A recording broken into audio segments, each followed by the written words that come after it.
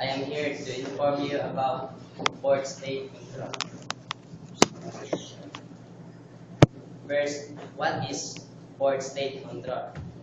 Port state control is the inspection of foreign ships in other national ports by port state control officers or inspectors for the purpose of verifying the competency of the masters and officers on board, and the condition of the ship and its equipment comply with the requirements of the international conventions, such as safety of life at sea, marine pollution, and the standard training, certification, and watchkeeping, and that the vessel is manned and operated in compliance with applicable international law. Under port state control, there are three. First is the analysis of port state jurisdiction. Second is the PSC framework and mechanism. And the last is later.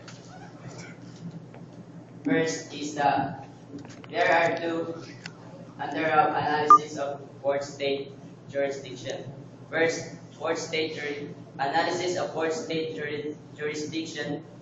Previously, port states in general did not enforce its jurisdiction over foreign ships entering their ports. However, this practice has altered and evolved greatly during last 6 years. First is the basis for the current PSC regime or the port state control regime. The notion of jurisdiction is a basic legal term associated with the power of a state to exercise its authority based on the international principle of state sovereignty. The law of the seas, underpinned by general international law, contemplates three types of jurisdiction, namely flag state, coastal, and port state jurisdiction. The port state jurisdiction embraces port state control, as it is, in fact, much wider notion. In contrast, the port state jurisdiction is associated with the concept of nationality. The second is the effect of the concept of nationality on the state's practice of enforcement of port state jurisdiction. The concept of the nationality of ships has arisen as a functional necessity to solve the list of problems. Merchant ships sail through different maritime zones, and arguments often raised that a ship appears to be in a general vacuum while traveling on the high seas where no state jurisdiction there. Next is the port state control framework and mechanism. There are three levels under port state control framework and mechanism.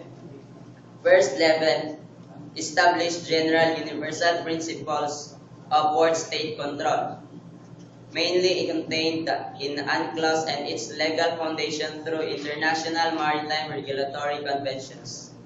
The next level lies within International Maritime Organization guidelines, which provide internationally recommended framework on which further regional modes are based. And last level in this chain is particular stage arrangement on PSC. And under the PSC framework and mechanism first is the IMO guidelines on PSC or port state control.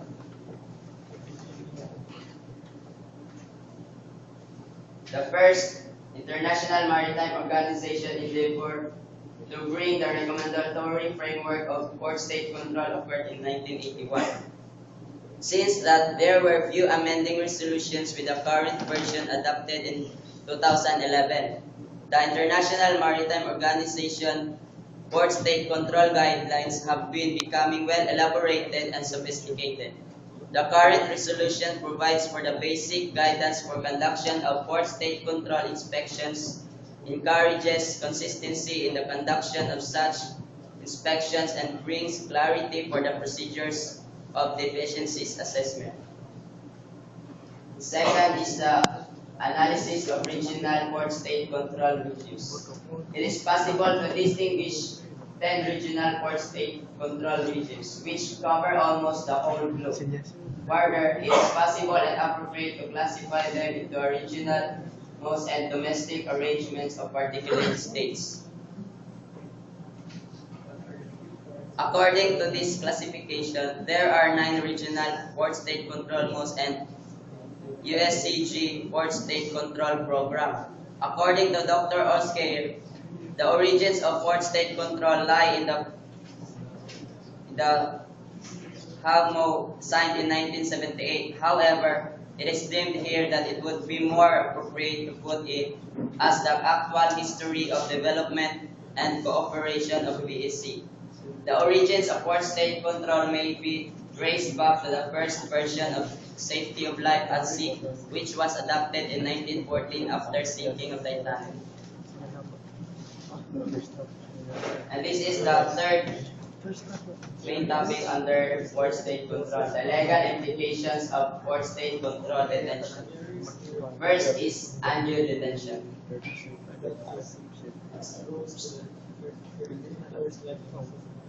Undue detention.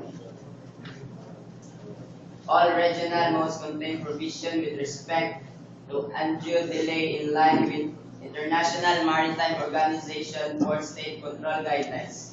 However, most as well as IMO resolutions on port state control have only recommendatory nature and cannot be invoked in a legal dispute as applicable law by a ship owner.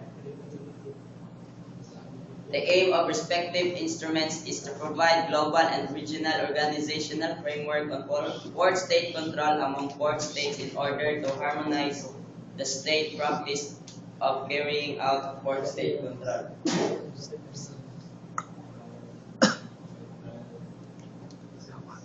The effect of port state control detention on the contracts of affreightment and marine insurance. The port state control detention may have serious impact on the contracts of affreightment and marine insurance. In certain circumstances, the fact of detention can serve as prima facie evidence for the breach of the contract by the ship owner. And there are 2 questions under the effect of port state control detention. First is, what is the difference and correlation between statutory and private law seaworthiness? And the second is, in what way that the detention has impact on the warranty of seaworthiness in the contract of affreightment and marine insurance. First, it is important to investigate how private law contractual obligation of ship owner to ascertain that the ship under his control is seaworthy relates to public law obligation to operate a ship in safe and environmentally non-hazardous way, and if there is an overlap between these 2 concepts, and what might be implications arising out of BSC detention. And we all know that port state control plays, in general, port state control plays a central role in maritime safety and protection in marine environment, and it becomes more significant in protection of seafarers' rights. And the largest port in the world is the Shanghai port. Thank you.